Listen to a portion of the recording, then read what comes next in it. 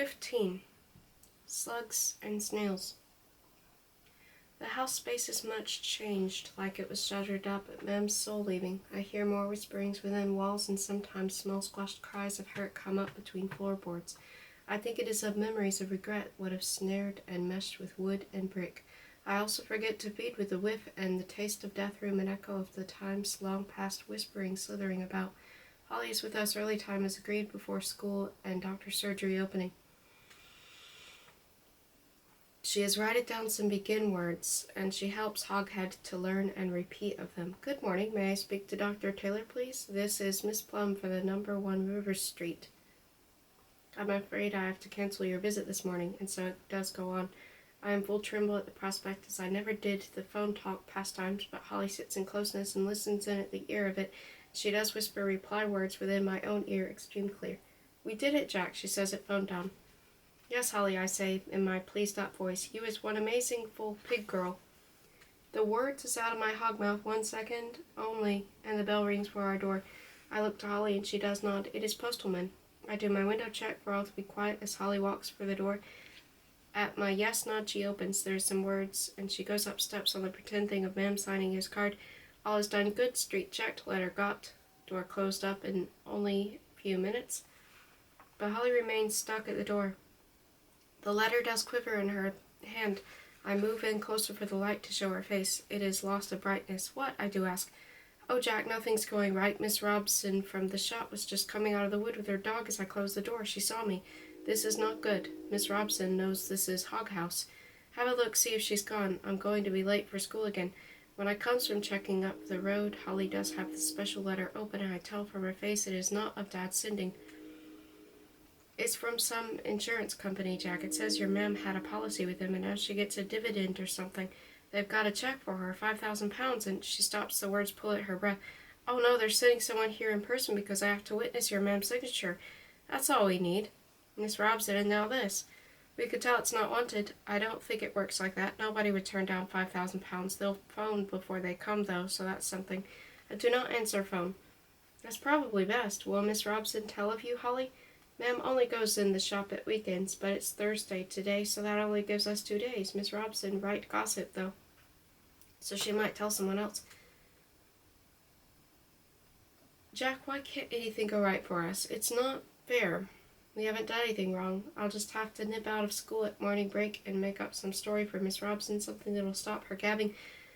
God knows what like. Her body does slump until her watch is checked. I've got to go, Jack. Don't worry, I'll see you later. Sometimes when the frighteners and dread is strongest, they hiss to me I will change to pig kind, that soon trotters will burst through feet skin, and my back will bend for the ground, and my face will sprawl into snout, and bits of hog brain wonder if that would be so unwanted, to roll and rumble with sweet porkers, to mudlark, wallow, guzzle to my full desire, until Blandish the butcher at his human pig kind comes inside the picture all scraping, screeching steel, and chopping blocks, and muscly arms and aprons, full splattered of blood and guts and shattered bone.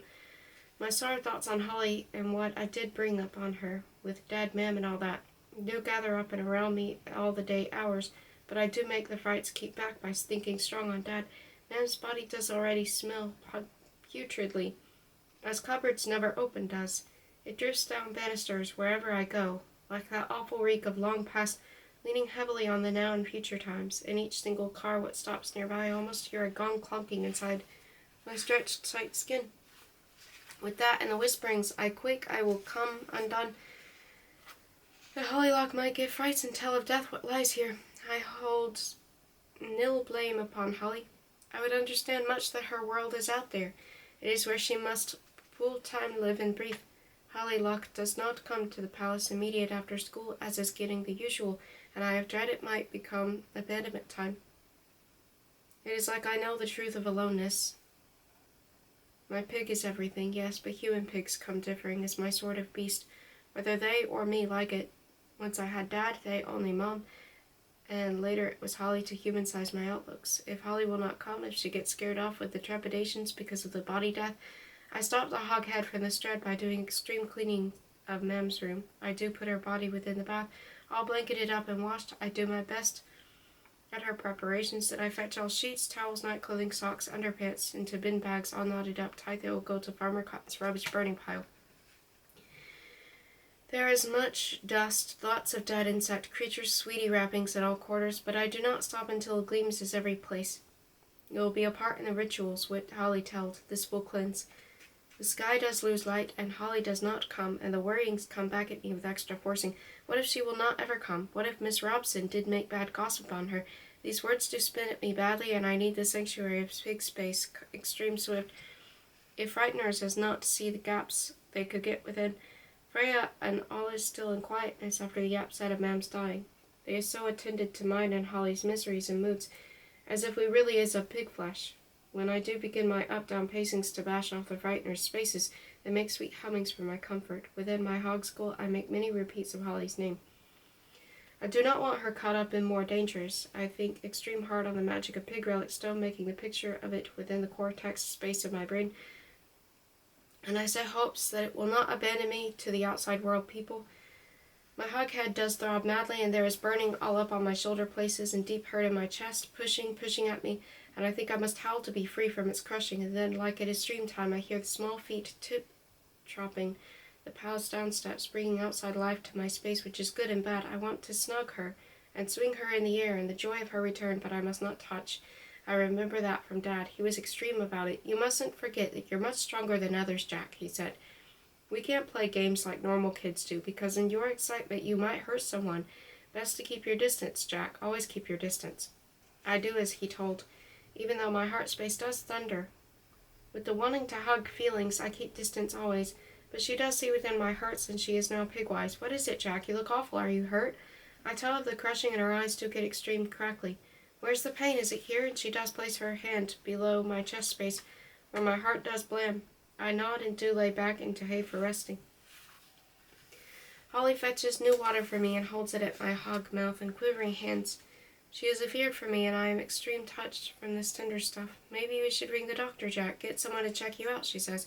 I tell her the blamming is a moving off me, and the pain does come less, which is in truth, and perhaps it is from her coming. I don't tell her of my fears on abandonment. She has filled up enough of worryings. She does give big sighings and plops next to my hog body up on the hay, and we do lie as wood planks side on side in stillness, full surrounded by tribe mutterings and snorts. I'm sorry I was late, Jack. I have to be extra careful with Samantha on my case all the time, she says soon.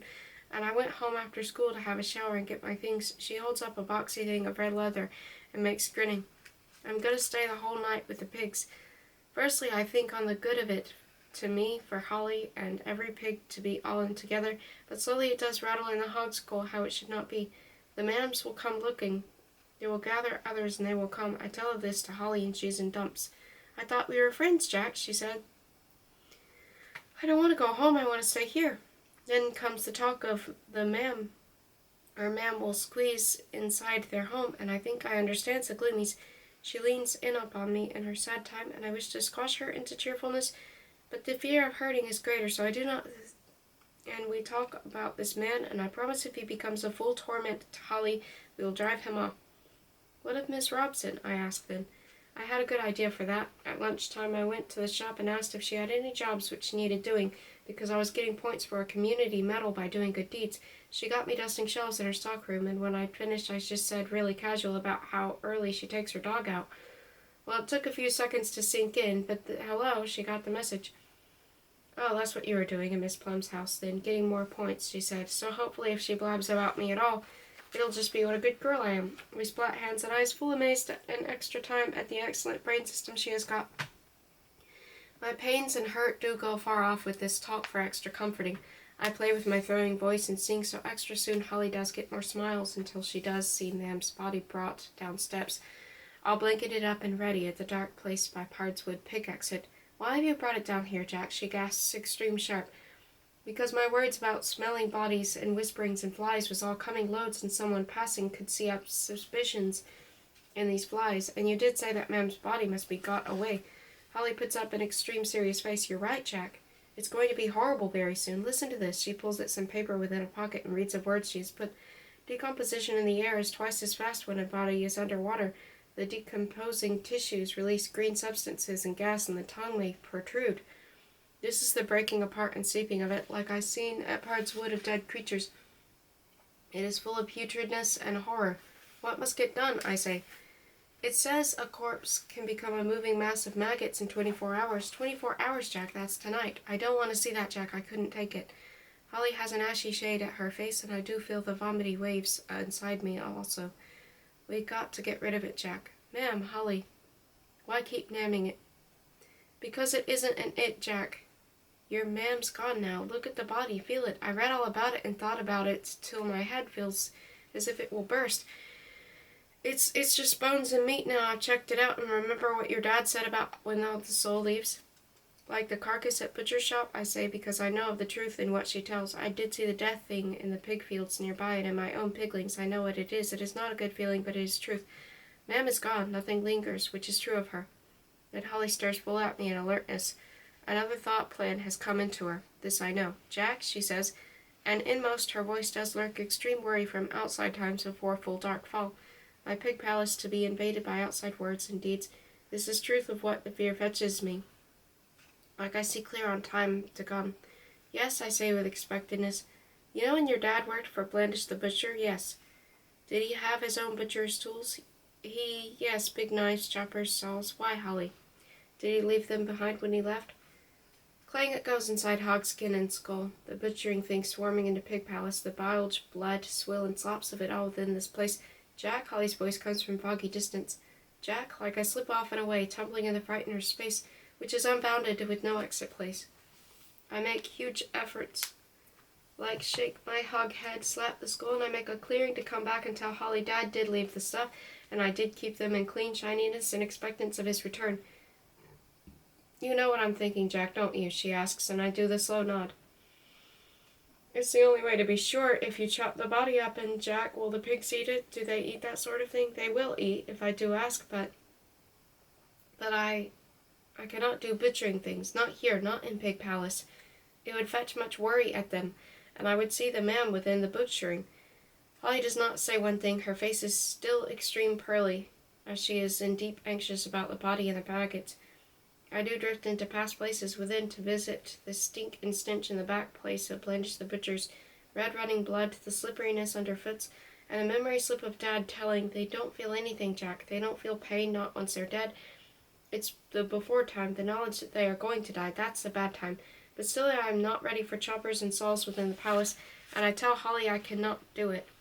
I cannot do the butchering a man. I know, Jack, I'm sorry. It was a crazy thing to say, but my brain's burning up trying to sort everything out. There is a floppiness all about her, like she must lie down or she must fall, and her heart places a tremor which shakes everything. Peach does leap at her for giving love, and Holly wraps her up close in to her fluttery chest. I tell her that I is sorry she did get into this death and body removals. My plan of our connection was not of this, but of good times, of talk and nighttime pig trotting and pig riding. Not of this dread stuff. I've been thinking, Jack, maybe we need to get some help. I could talk to someone, get advice about what they might do if they find out your mam's dead. I shake my hog head, but not harsh, as I do not want more upset on her. I tell her she must go and find rest and some peacefulness, and I'll take mam's body deep in Pard's Wood at dead night time and bury her close by Pig Relic Stone. I don't think so, Jack. What if someone sees you carrying the body into the wood, like Samantha hanging about, or someone taking a dog out, or someone who can't sleep, or a late poacher? It's too dangerous, and if they did find the body later, say some dog digs it up or a badger, they might think you killed her, or why else hide the body? Don't you see how difficult it is? I see she has spent much time thinking on this for the help of me, and she has good ideas about dangers. We go into a silent time again, only Peach and her other piglets giving snufflings into the ear until Freya does knock me hard, pushing me at the cupboard, and I remember of the scrapbook and writing book. I pull them within my arms and take them for Holly. Is this the scrapbook? She asks. I nod extreme fast, so glad to think on other things, which is not so fear-making. And this, I give her the writing book. Well done, Jack. This might help us out. Scrapbook first, okay? She tries to give up calming, even within her shakiness, and we do sit side against side up on hay. Holly turns pages, and I have no expectation of what is to be. The first top page has the picture of a massive baby covered full of fluffy white stuff. Jack, look, that's you, Holly says. It says Jack at 6 months. Baby Jack of the big hog skull, I say. You look cute, very cute, and this is your mam and dad, she says with a finger at the next page. It's their wedding. Look at their clothes. Don't they look happy? We gaze up on the photo for some long time. I never saw Mom and Dad in happiness as that, except dream times, and I have to keep staring to put this full picture into his memory space. What goes wrong, Jack? How can they be so happy, and then I say that it was me that went wrong. Me what made Mam's ill stuff and caused the unhappiness and breakage. No, Jack, I didn't mean that. It's not just you. I've seen my Mam's photos as well, and Dad and her look just like this, but he left us too. What went wrong as well? Peach snuggles deeper at Holly, pressing her snout upon her arm. She knows the sadness and gives out love. The porky skin tickles and makes Holly laugh. Peach loves you, I tell. Piggies are the only ones ever loved me. Holly turns pages over and shows more Dad. That's not true, Jack. Look. Look at the way your Dad's looking at you. I think he loved you. Look. If he loved, why leave? I ask. She turns more and more, reading of the papers and looking, and I have knowing she wanting answer there for me. I wait in quiet time until something stops the hand turn, and Holly stares full at me with a cloud upon her face. Here, Jack, she says with extreme hush, here's the reason. I stare on the scrapbook page. It is something not by a hand like pension books, but with words that do not fit for me. What is it of, Holly? What are the words? There comes a deep sighing as she makes to speak. I'm really, really sorry, Jack, she says. It's not what I expected. It's a death certificate. Death? I speech it out too loud and she startles. This death thing was not with thoughts on Dad. It is a man thing. Holly touches the big rough hand of me with her puny one. It says your dad's dead, Jack. He didn't leave you at all. He was knocked down by a car and he died. This is a fat thought to take inside, maybe too big, for there can be excessiveness of things as special of death. The clank of it rattles within my hog skull, and there comes a coldness upon my heart space. One dread thought blasts at me like hailstones. I do not want it. I do not want Dad in death. I stand up big as I can be and bellow this up on the palace walls. Holly makes her massive eyes stare and moves off from the hay and away further from the raging hog and into the comfort of pigs. I do bellow long and make huge stampings, fetching a dusty storm of hay. The hurt does grip at my chest, squeezing at my breath, and soon I became wavy and much hot, and do drop in weakness on the bales. My heart space is slamming extreme loud, and massive tears do river my face. I cannot move more, as the weakness is full over me. I do put the pieces of it all together for the keeping and knowing within hog brain. Ma'am knew he got dead, I say when my breath does come back. I'm sorry, Jack. She must have done. She put all these things in this scrapbook, didn't she? Holly's voice comes at me wrapped in wool, but I still hear what I hope not. I think on that for some while, as pig tribe come wraps around me, with their rubbing and snorting. That Ma'am knew, but did not tell. Words of foulness creep between my hog teeth.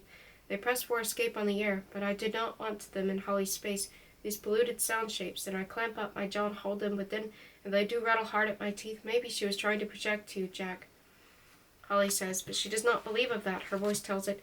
I have to make some sounds or I will balloon with the holding. I tell that it is massive cruel what Ma'am did, extreme cruel. I speak it in spitty words. The badness of telling Dad left on account of my hog head and my ugliness. Gulp breathing takes me and quakes me. I know, Jack, I know, Holly soothes up. It was a disgusting thing to do. She is a nasty, heartless woman. She didn't deserve you. I let the gulping run out and I take my head into back times to dwell on one time past. It was after much whiskey that Ma'am talked of selling me, of passing me to circus ones. They were stopped at the crossing roads with their big bright lights and glitter rig-outs. I watched in dark fall from tree distance at the music and laughing, and way behind all that was the smell of beast fear and beast threat. You'll be a special attraction, Jack, Ma'am said with her curly lips. Jack Plum, half man, half animal, the ugliest creature in the world. That fetched her laughing on, and she swatted after me with the stick. She told of huge whips, what the circus ones would use to make me show myself in cages of metal to trundle me to busy roads, as the human beast. I ran to Pard's Wood for full daytimes, and I sleeped in with pigs at darkfall until the circus ones did go, and Ma'am was hungry and wet, stinking and lashing. My hog tongue comes over sour. The sick lumpiness rushes up at me, and I dash up steps to the sink so as not to taint the palace. The spew is this yellow slime from pig birth, and I heave it till my belly is in full ache and my skull also. And when I go back within the palace, Holly and the pig tribe is in stillness for me. It is bad anger for Ma'am what does fetch the vomits, Holly. The lying words, the blame things she did make up on me, and Dad not left but in death, and me not knowing. Was she still alive, I would maybe kill her on account of it. Holly does make no reply, but looks upon me with unhappy eyes, and she wants to give help, but knows no way for it. And we do stare around within the silence as if we had trapped and the palace has become a tomb place, what gives no escaping from the outside world. I will now do it, Holly, I tell. My deep angers at Mam gives fuel to block my fear. I will start the butchering this night, before dark fall outside Pig Run, and complete as it takes me all through night time, and Pig Tribe will eat, and that which they do not will be fetched to Farmer Cotton's bins. Maybe you should think about it for a while, Jack. You're upset now and you might regret it once you start because it's going to be totally revolting. You know that, don't you? It is only way, Holly. You did say that earlier time, and it will let anger come out of me and stop Frighteners inting. I know I did. But I wasn't thinking straight then. There will be blood everywhere, and no, I cuts in no massive blood, not now. It will be as butchers chop and saw and slice. It will be extreme hard, Holly, in the stench, and the sight of it all, and the memory of what was, but I must make it while the anger is full hot, and it will give me extra strong ability. You must go out of here now. This is not for your eyes, ears, or memory time. Holly stares with her full of life eyes to make me wonder what is to come from her now. We'll do it together, Jack, she says. I'll help you. No, Holly, I say, you cannot do this butchering. It will be much terrible stuff for your senses. But I promise to protect you, to help you. You did make full that promise, Holly, with the doctor phone stuff and the pension signs and the postal man and the precept of butchering and uncovering of the scrapbook and the death of Dad. I think you need me here, Jack. Otherwise you could get overwhelmed with it all. And it does have to be done before the maggots come. I know that for sure, and I know it'll be foul, but I want to help. I know she has correct thoughts on the maggots and my overwhelming. It will be that space when the Frighteners will try and take me fully. So we do splat hands and make the agreeing. And that is when I know of a true friend, the one I will protect in all ways. You is total sure? I ask of her, and she makes nods. Then we begin at it now, and it will be long time in doing, and your mam may get suspicions of things if you is much late. Holly shakes her head. She's out. She won't be back until late. We've got time. Within the house we gather up old clothes, black dustbin, day bags, Dad's butchering tools, and we make the preparations. Holly says we must have a ritual thing before the chopping. Some things what tell goodbye at Mem, and also goodbye at Dad, as he is no more of warm blood and breathing air.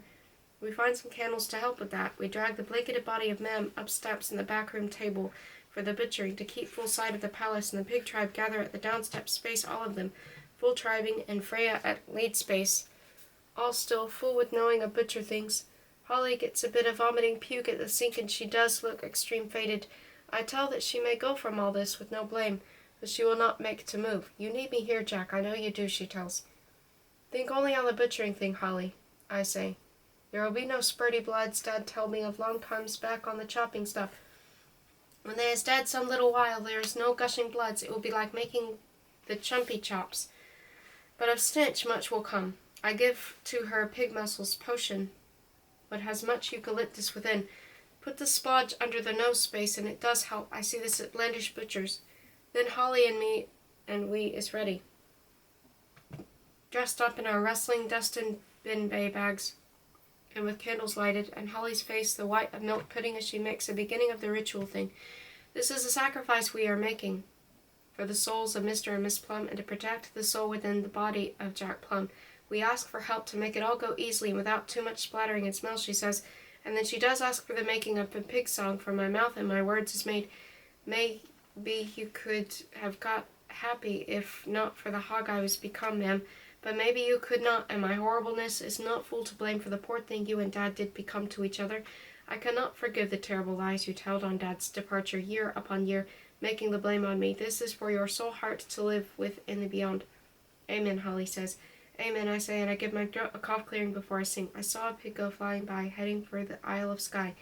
He smiled so sweetly, flew so neatly, I asked if I could have a try.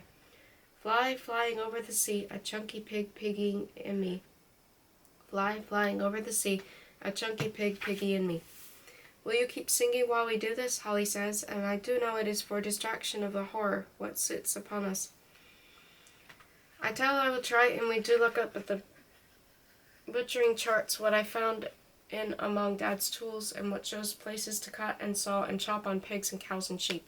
And from that we guess the where we should chop at Mam's body. We don't have to take all her clothes off, do we? Holly says, and I do make removals of Mam's frock, and I understand full of that. I seen all of Mam's flesh stuff because of the nappying and cleaning, but it is not for Holly to do. No, I tell, we can leave underpants and breast covers, Holly. And this we do, and I take up the pin markers to know of where to chop on her lardy flesh. My hands does get quivery at this, and Holly does close up her eyes tight. It is decided I do have the chopping job for my strong arms, and Holly must do sawing and the cuts. When time comes, I will put saws and knife in at the places, Holly, so you may keep closed eyes while you do the cutting. She does nod to me, still with tight shut eyes. Then we make a beginning, and I give big breathing to drive reluctances off, and I do soon know that Holly was correct in the possibility of my overwhelming. It does wave all up on me to run off within the woods, to take the pigs and Holly and run until feet soreness does stop the escaping, to run and seek out Eden. In deep mind, I know the outside people would come and find a punish and lock away, and only with Holly's presence do I have the strength and the purposefulness to keep up with the butchering. In this she was most right. I do chop in sets of 3, 1, 2, 3, and it does help if I am full shouting then, as I am placing the blades and saw and knife upon the gashed flesh for Holly, I do sing as she did want. Within Hog's skull, I tell myself I am at Blandish, learning up on butchering. This is how we do keep at it, even as if terrible. The stenching stinks, the splintering, cracking of bone, what flies at every space, the wrenching off its shoulders, arms, and legs, the cold, cold sweating upon my back and face, so much I think me and Holly will faint, pull away, or sick up great biled stuff before we could even come finished. The pigs stay extreme still and quiet below down steps. They huddle all herded up as I did guess it. Pigs do not like the butchering, it fears them of what stalks their lives. After more than 1 hour I do stop. There is need of good air to breathe, or my hog head must burst wide open. Holly's eyes is still squashed tight, and she does grip the knife in extreme tightness, so I must pull at each finger to fetch it free. All of her outside body is stiff and still shuddery within. The stink, the pulp, the bilge of it is total disgusting, and in my heart space is this turbulence of Dad all gone forever, and foul thoughts of Mam's vileness and lies. Do not look, Holly, we is stopping to go within palace for new water in our sawdust mouths and breathing air. I wipe at my stickied up hand and take up Holly's titch one.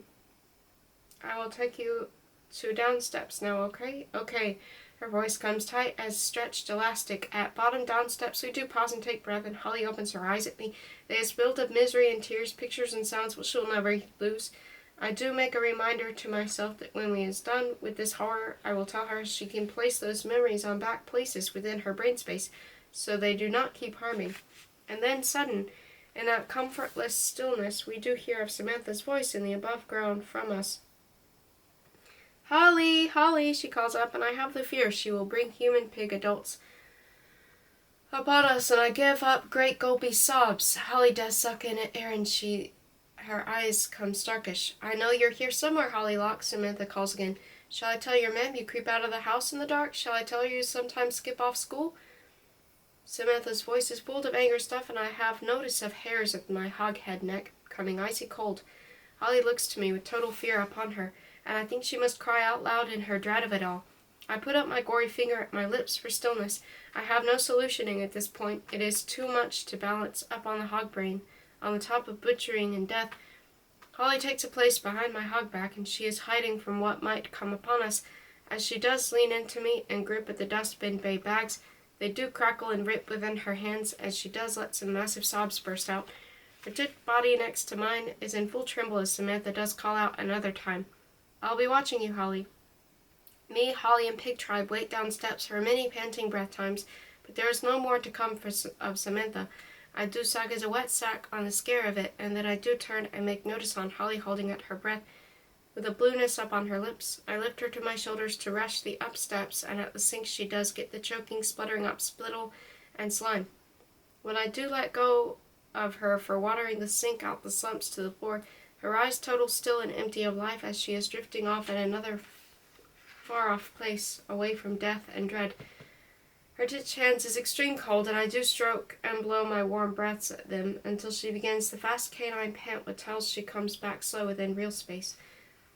Samantha's voice has fetched me full out to real time also, out for the rhythm of chopping and sinking and pretending learning at Blandish butchers, and I do notice the gaudy stains upon Holly, on face and arms, gory and lardy, and below it, her own skin bleached out as cotton, and I lift her gentle to carry down steps to be comforting. Her head does loll up side on side as a newborn pig, and I see a pearly sweat droplets on top her lips. Up on the hay she flies. So I lies, full surrounded by the tribe who do snort low songs and nudge their sweet love at her, and I do understand sharply as a knife plunge that I will do anything what needs to keep her safe. When her eyes do have light in them, I speak softer. Time for you to leave, Holly, I say. Go change clothes and wash in the upstairs and discard bags there. I will finish what is to be done and clean all. No, Jack, I said I'd help and I meant it. There comes a throbby sound within her voice I did not hear before. It makes a cold worry rush up on my back. Listen, Holly, you is extreme of courage, but I should not have allowed this horribleness to come upon you. I give up by a stiff thanks, and I did need you to stop the overwhelming of me, but I have overcome now. You must go, please, and take much care of Samantha's skulking. Relief comes upon her, and I do listen in full hush to her wash-up and clothes change-up steps, with some of my hug ear upon the outside world and the possibility of Samantha's returning. I make full outside check for many minutes before Holly's leaving. I notice how she is still in slight wobble when she departs. I wait on sight of her nearby her own garden before returning below where me and Pigtopia sit in togetherness to assist the gathering up of my strength. Then I go to finish the awful butchering of Ma'am's body. It does take much long time, and I, as in full raggedness, come to end. Much time later, Pig tribe eat all that is their ability without the pig door, while within my hog skull is a clattering lamenting what edges desolation. On their return into the palace, my legs splat out, and I melt within hay like I might take shape as it. It is like the hog body does dissolve and become into floor and sawdust and hay, all mixed as one thing, not separated stuff, but melded up in togetherness. I stay in that space and think on the what that is in between all things, as air, but not only that, as sun energy as well, and some other things, what I have no words for, that is not seen, but is blobbing and bladdering always within all things. And now Ma'am's body is within Pig's, and she has become stout as she did name Dad Hog. 16. Holly Locke's World. Only just managed to get home without fainting. Something kept me going because I knew if I did fall, I probably wouldn't be able to get up. My head was thudding, my legs were jelly, my stomach kept going into spasms like I might throw up again. It was late, everything was still except one lonely dog barking in the distance. My footsteps vibrated on the pavement, my head felt loose, my body was slightly out of time with everything else. Dead bodies don't look that bad on TV, but they're revolting, and the stink is the worst thing ever. I could still smell it on my hair and hands. All I wanted was to get in the shower, climb into bed, pull the covers over my head, have my stomach stop aching, my mind not replay the scene I just left over and over again. I'd been out too early to see Ma at breakfast, thank heaven, so I had no idea what mood she'd be in. A white car was parked in the drive. I had the presence of mind to feel the bonnet to see if it was warm. It was, so that meant they hadn't been back very long. After closing the front door very gently, I leaned on it and listened because I was terrified that if she saw me, she'd know something was wrong immediately. Her laughter filtered out of the front room. It sounded so ordinary, so cozy, so far away from dead flesh and bones, it made me want to cry. Instead, the vomit decided it had waited long enough, so I bolted for the downstairs toilet and retched until my stomach and throat felt like they were bleeding. Ma'am tapped on the door to see if I was all right. She wanted to know why I was throwing up. I imagined telling her and tried to visualize her reaction. I mean, how would you respond to something so revolting? I told her I was fine and just wanted to be left alone, but she insisted I open the door. When she saw how pale I was, she offered aspirin and a hot drink. Somehow, I didn't think an aspirin would do the trick. Shaking my head very slowly, I let her know I just wanted to get to bed. She wasn't listening again. She didn't even ask where I'd been, just tried to get me into the front room where she boiled the kettle, but I shook my head. Why couldn't she say I was only just holding it all together? When he called out her name, asking if everything was all right, the house suddenly felt unsafe. I slammed the toilet door, but as the front room door clicked shut, I let myself out and forced myself up the stairs. The first thing I did was get the shower running, and then I threw everything I was wearing into my linen bin. My brain went sort of haywire as I stood underneath the water. Fear, disgust, relief, all of them rippled through my tired body, fighting for attention. Then came the questions. Could they put me in prison for what I'd done? Was it actually a crime to chop up a dead body? Was Jack coping on his own? What could happen to him if we were found out? Would I end up in Durham prison? My heart was pumping so fast I thought it might explode, and vomit surged into my throat again. But it was only slime and spit, and there was nothing left in my stomach. My limbs were so weak I could barely draw myself, and there still seemed to be a lingering scent of death around me. It was probably my imagination, but I dabbled some of Samantha's perfume on my neck and wrists. It was horribly sweet, but it took my mind off the other smell, and I fell onto my bed and stared at the ceiling. First, my body went really hot, then immediately cold. It felt like everything was shutting down. My breathing became ragged and shallow as I sank into a dark, soundless space. I woke up in Pard's Wood, walking with some of the pigs. Jack was in the distance by the river waiting for us, but when I looked down at Freya, she had her own pig body, but Miss Plum's head and this long black tongue was sticking out of her mouth. I screamed and ran toward Jack, but he was sinking into the ground like he was in quicksand. I woke up as Ma'am came into the room, and I grabbed hold of her so tight it must have hurt. She held me very close and rocked me a little like she used to do when I was younger, and I was so relieved I began sobbing and talking at the same time. It was awful, ma'am, really awful. She made shushing sounds to comfort me and told me it was all right. It was just a dream, and every atom in my body wished that was the truth. Ma'am's face looked so concerned, and her arms around me felt so good. I opened my mouth to tell her the truth, but it wasn't a dream, that it was all horribly true, when this tall, fair-haired guy came into the room. He was wearing tracky bottoms, but his chest was bare and really hairy, and for some reason the sight of it made me want to scream again. To my horror, he sat on the side of the bed and took hold of one of my hands. I leaned closer to Ma'am, and I could smell alcohol and stale tabs on her breath. "Holly, this is Anthony," she said, and he squeezed my hand gently. I pulled it away. "It's okay, darling. It's just a dream, a silly dream." "It wasn't silly. It was effing horrible," I shouted. When Anthony said, "Do you want to talk about it?" I shook my head. "Maybe you'd like a glass of water?" he went on. I shook my head again. I didn't like him being so close to me. He smelt sour, a mixture of salt and sweat. He nodded slowly and smiled at Ma'am like they were sharing some secret.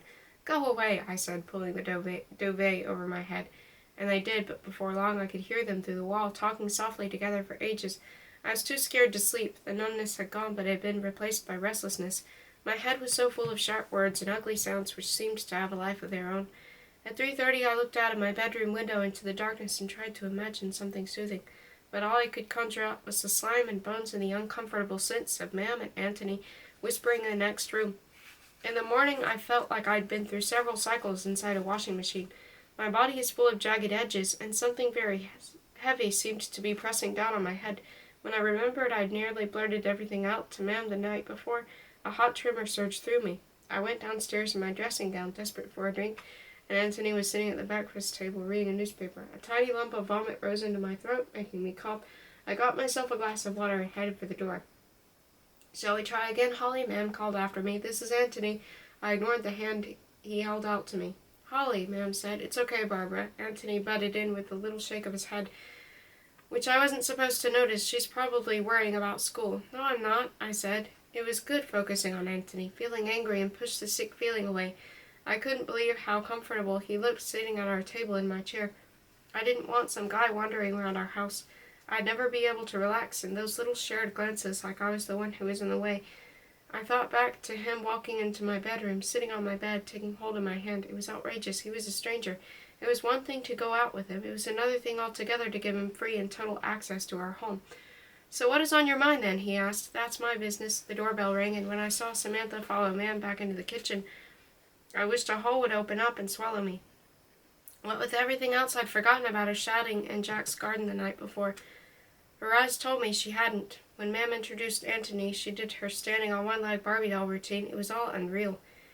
Here I was in my own kitchen where I should have felt safe, but instead I felt surrounded by hostility and suspicion. I made a break for the door. The smell of the food was making me dizzy. Samantha followed me upstairs. She was wearing the same perfume she'd given to me, and my belly started heaving again at the memory of trying to hide the death stench with it. I fell on the bed and tried to calm down. "You're wearing the perfume I gave you," Samantha said with a sense of triumph in her voice. "It's crap," I said. "On you, maybe," she said, "but then it would take more than perfume to turn you into a real girl." I tried appealing to her better by telling her I was feeling weird about Ma'am's new boyfriend being in the house. I said I was confused and not sure how to react, but I might as well have saved my breath. "You don't get rid of me that easily. You owe me." "I know you were out like last night and other nights," she said, dropping the sugary smile. "What were you doing? Who were you with? Come on, tell me." "F off, Samantha. I just want to be on my own." She ignored me and started slinking around my bedroom, picking up my things and examining them, occasionally glancing at me with her know-all smile. I felt too weak to be bothered. Then she stopped by the bed and stared at me. "You're shapeless, Holly. Aren't you developing at all?" she said. I pulled my dressing gown tight around me. "At least I don't look like a child prostitute," Samantha laughed. She knew she'd hit a weak spot and was enjoying provoking me. No breasts, not even pimples, no pubic hair. Oh, shut up, you sad cow, and stop staring at me. Grinning, she walked over to my chest of drawers and started looking through my underwear. Still wearing these high-up kids' knickers, she said, holding some in the air. If I'd felt stronger, I would have kicked her to within an inch of her life. Instead, I tried ignoring her. You're very touchy today, aren't you? Maybe you're jealous of your mam's new boyfriend. He's quite cool, isn't he? And you never had a boyfriend, have you? In fact, you've never even had a date. You're freaky, and you dare call me sad. Why the F can't you just leave me alone? I feel sorry for you because you've got no friends and you look like a dog, and we've already got a secret. That Chinese horoscope spoke, so I'm not going anywhere until you tell me what you get up to in Pard's Wood. Forcing myself to engage in conversation, I tried to sidetrack her. You wouldn't be interested. Try me. I look for rare plants, one in particular, an orchid. I pointed at the chart on my bedroom wall, which showed drawings of unusual plants and where they'd been sighted.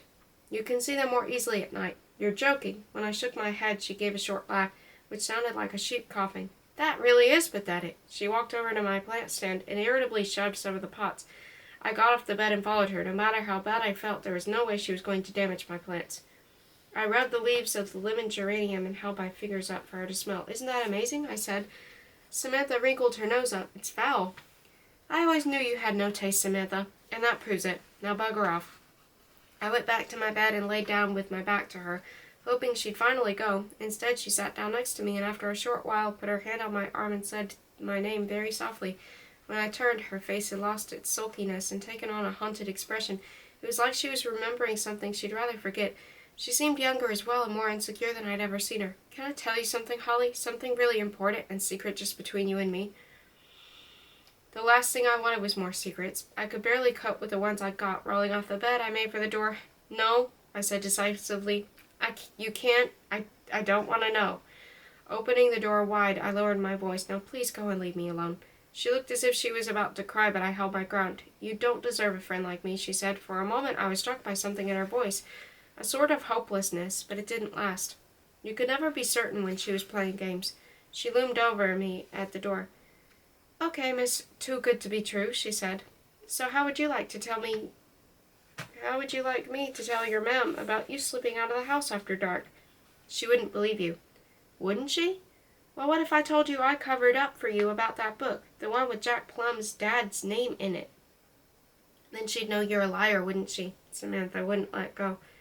She pointed her finger at me and moved so close that I could see one of her eyelids twitching.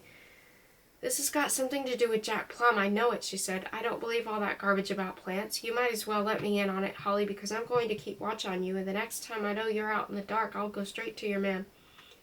You've had your chance. No more warnings, right? The worst thing I knew was that she meant it. Grabbing hold of her jacket, I pushed her onto the landing. She was squealing like a baby when I slammed the door in her face, and I heard her beginning to cry as she headed downstairs. Ma'am would no doubt give me an earful, but at that moment I couldn't give about anything except getting Samantha out of my space.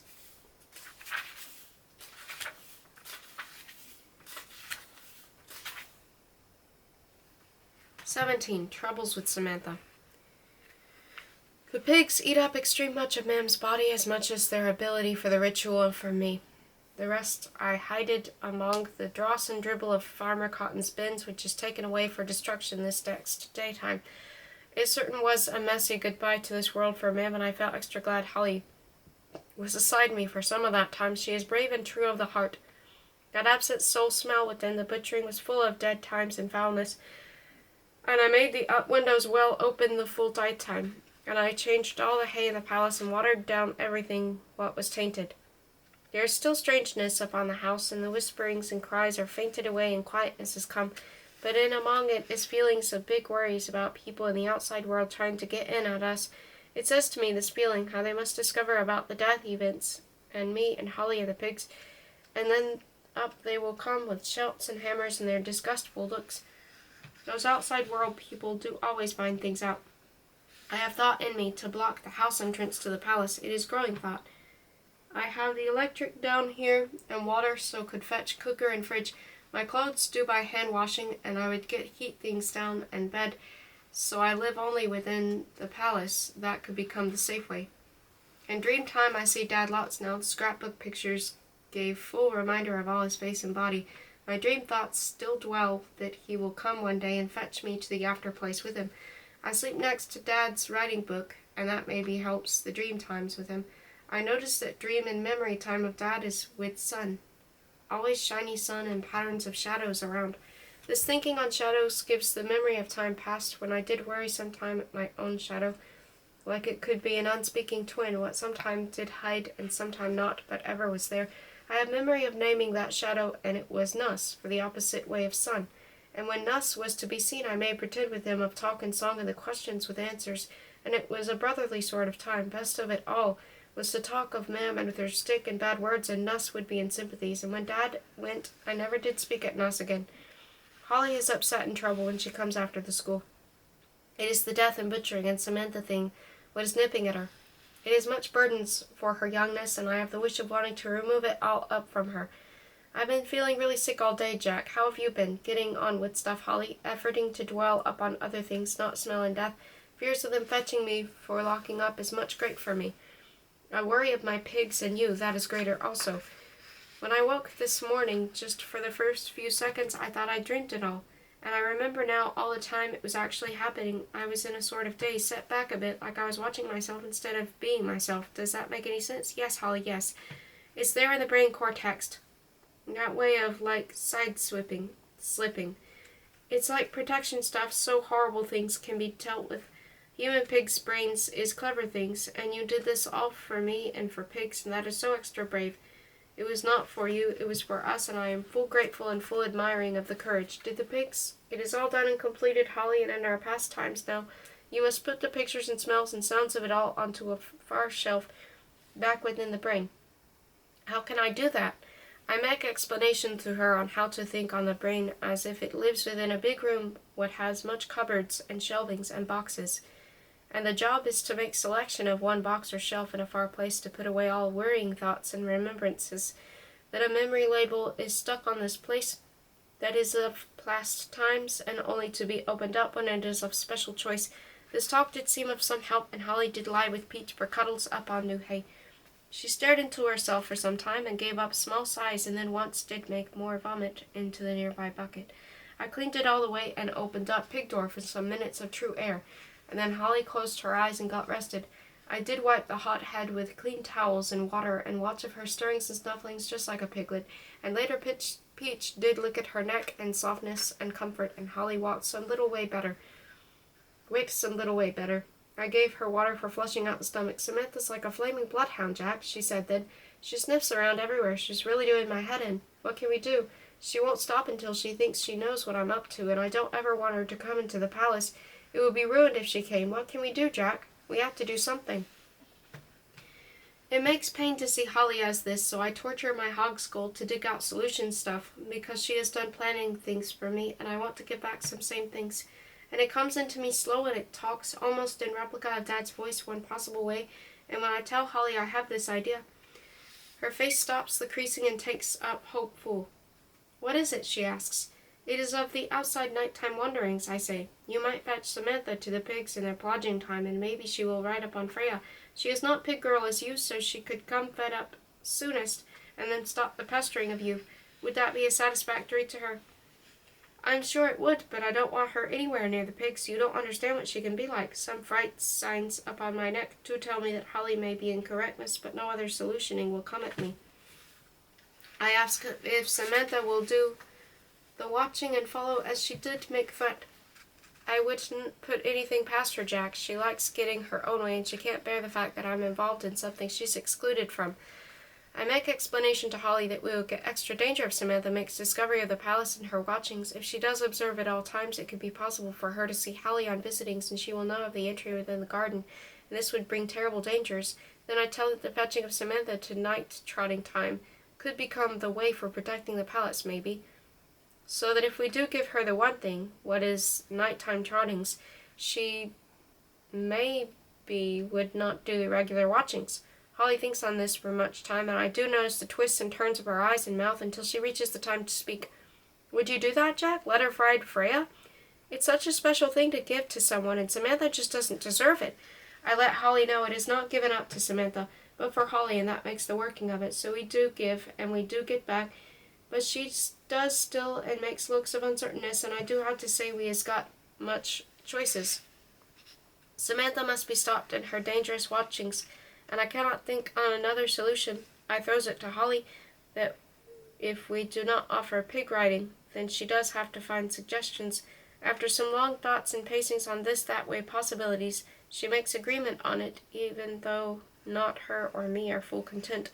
I'll have to be cool about it, tell her it's a special secret which she has to promise to keep to herself. She'll be really pleased about that. Some dusk leaves Holly's face with this. It has done some settling of her agitations, and after some sighs she does ask if we can make the Samantha offer for this night time, which I do make the agreement on. Then I give up Dad's writing book to her and ask for the reading to make ease on both of us, and she is pleasureful to do it. We sit atop the hay with my eyes closed for the listening. He hasn't written that much, Jack, she says, and the goldy-edged pages do swish at her beginning. I nod to her without the opening of eyes. I am seeing Dad glancing back to me from long times back, and he grips the special pen. It is a good look he is giving, a knowing, and then Holly has added, she's getting through 3 bottles of whiskey a week now. Got in from work the other day and found she'd hit Jack so hard with that darned stick of hers, with all his fingers were swollen. Burnt the stick in the garden. These words give up a lumpiness in the throat, and Holly notices my catchy breathing and asks if she should stop. But I tell her I do want more. Jack loves me reading to him now. He's got this fascination with Piglet and the Winnie the Pooh stories, especially all the big adventures they have. He's even learned some new words. Holly makes smiles at me as she turns over the page. She does enjoy this telling of Dad's. After dinner tonight, which is usually her best time, brought up the idea of sending Jack to school. Pointless. Just got a load of abuse. I stop Holly then. I do not enjoy the misery of Dad's words, and the picture of me as that small thing, and Dad being full of upset and helpless. I ask for her to search on to less glum things written, and she does. Had to get out of the house tonight. Her voice was driving me mad. Took Jack to see Farmer Cotton's new pig litters. He loved them. Bizarre how the mother cells let him get close. Terrified they bite him, but they didn't. Couldn't sleep again. Felt like me and Jack are trapped. Early morning. Took Jack to the farm again. Sat him on a Tramworth sow. Amazing. Totally at ease. Holly stops the reading there and looks a question at me and makes a point at my pigs. Are these all Tamworth pigs, then? Nearly, I say. He is red and prick-eared, and there are not many within this land, Dad told me. That's some more reason why my pigs is special. Others is named crossbreeds, with the large whites. Look, see that bristle hair color? Can be lightest of ginger to chestnut or dark red. Is beautiful hair, just like Holly's. I hate having red hair. Oh, no, you must like Holly. You is rare. Holly smiles. I see she enjoys what I say, so I tell more. Like Tramworth does have longer snout from other piggies, and Freya does snort to show and gives one great nudge at Holly, and she smiles more. I tell her to read more, and I do close my eyes to find Dag's face. I hear Holly turn pages some more times before reading. Plans well advanced now. Me and Jack started digging out the cellar. Hard work, but he's tireless. Holly stops to tell only 1 page of Dad's writing is left. I do not want the end of it, these pictures of him and me together. Jack's really confident now, goes to the farm on his own, thinks the pigs understand his chatter. Pig Palace going well, started the tunnel into Pard's Wood yesterday, off to the city tomorrow, needs some more books on breeding. Holly makes a stop again. She closes up the diaries and stares into the ground. That's it, Jack, she says extra quiet. That's the last thing that's written. I nod. I cannot make good words. My clotted up throat will not allow, and snots run as water. Holly gives a t-shirt at me from her sporty bag, and the messiness to be wiped. I have sorrowfulness in my hog head, but is glad also from hearing new things of Dad. Good times, just as memory and dream time did tell.